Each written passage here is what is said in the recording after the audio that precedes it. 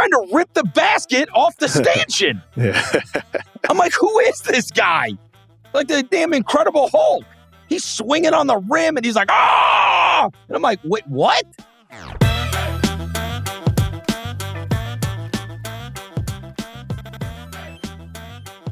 Let me tell you a guy that is in line with this coach.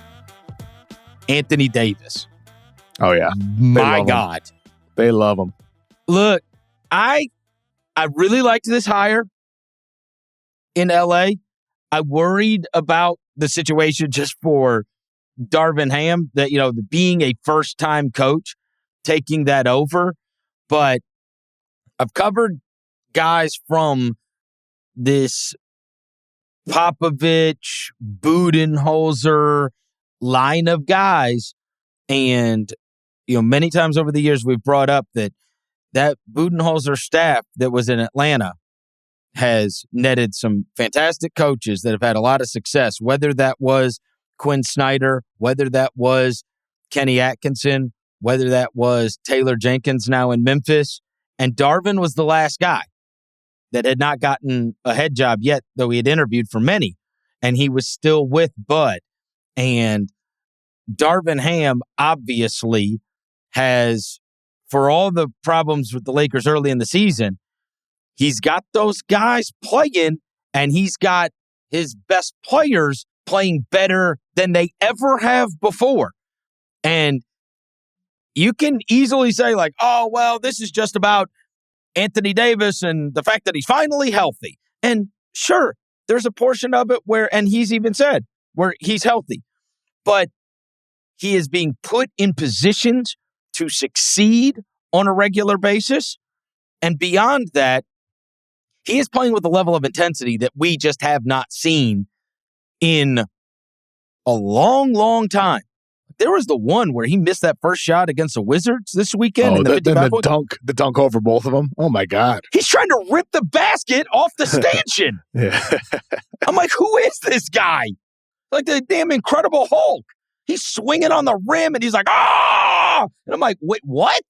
My theory is he's a loyal listener of the Bill Simmons podcast, and he heard me and Bill talking a couple weeks ago about how he's not the same. The Lakers should explore trades, and he's like, Bill got me heated. 55 points, 22 of 30 from the field. He's got 99 in his last two games because he had 44 versus the Bucks. And over the last 10 games, the Lakers are 8-2. He is 34 points, 15 rebounds, 63% from the field.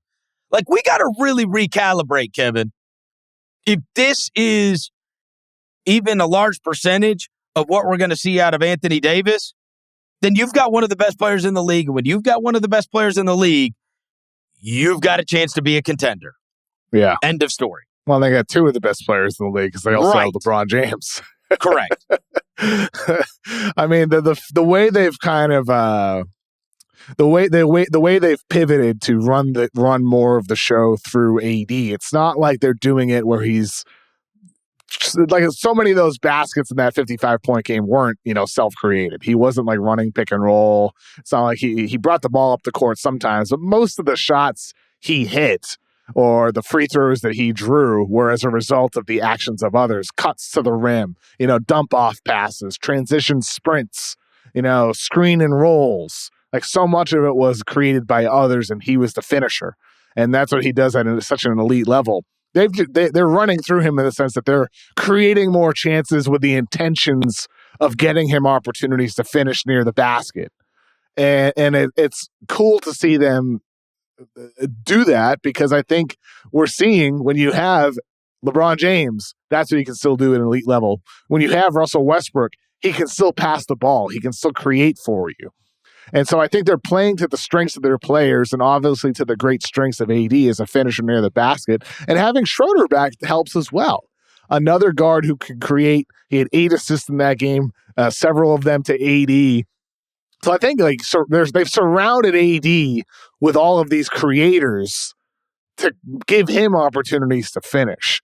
And their offense just seems like it's running so much more smoothly doing that rather than some of the mid-range 3-point attempts by LeBron. It feels like it's just working better now. How sustainable is it? Can AD stay healthy? Obviously, these are big questions. He's being treated as the best player on the team. Yeah, exactly. They're giving him all those opportunities to score. Look at these field goal attempts, Kev. 27 and 30 in the last 2 games. Who do you see taking 27 and 30 field goals? Well, they're treating him like a basketball god right now, right? They're getting that many shots per game. It's nuts. And it's deserved. Oh, yeah, he makes them. I mean, that win they had against the Bucks.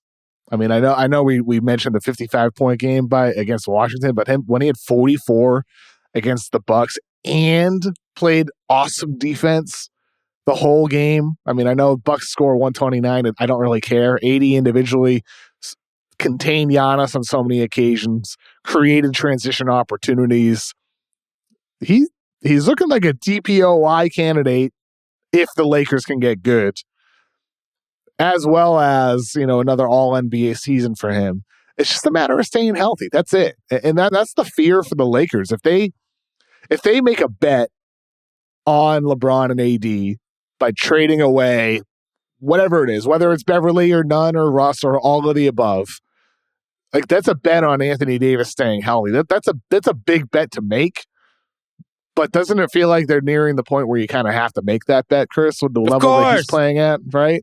Of course you got to make that bet. Yeah. I mean, look, this guy's averaging, as I mentioned, over the course of the last 10, 34 and 15. But for the season, he's averaging 29, 13, almost 3 assists a game, 59% from the field, 33% from 3. Like, he's playing the best basketball of his life. And I think we have, because of all the injuries and everything, we have lost sight to, he's not old. Not old. No. He's not even 30 yet. I know. This guy's in his 20s. It feels like he's old because of all the injuries and because he's been around for a long time because he only played the 1 year at Kentucky. But this isn't an old player. He's actually not far off from the same age of many of the great players in the league. It just doesn't feel that way. He feels older. But he has been unbelievable. I mean, absolutely unbelievable. Bottom line is, like, the way he's performed these last couple of weeks, the Lakers have 2 top 10 guys right now. Mm-hmm.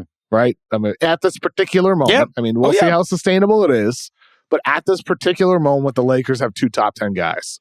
Yep. And it's on that front office, assuming this sustains until it's trade season, December 15th at the earliest, more likely middle of January, early February. If this sustains and the Lakers keep winning games throughout this tough stretch and they're above 500 and they're in the play-in, within striking distance of a top 6 seed, the West right now, there's no, like, we just saw the Warriors lose to the Pacers. The Suns right now are top of the conference, but they're without guys. We don't know what the health of Chris Paul is going to be like.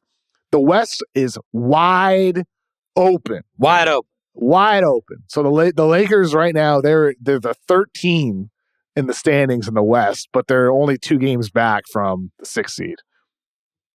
Like, it's so flat right now. Like, they're still in it.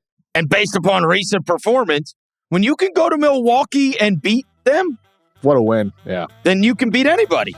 Yep.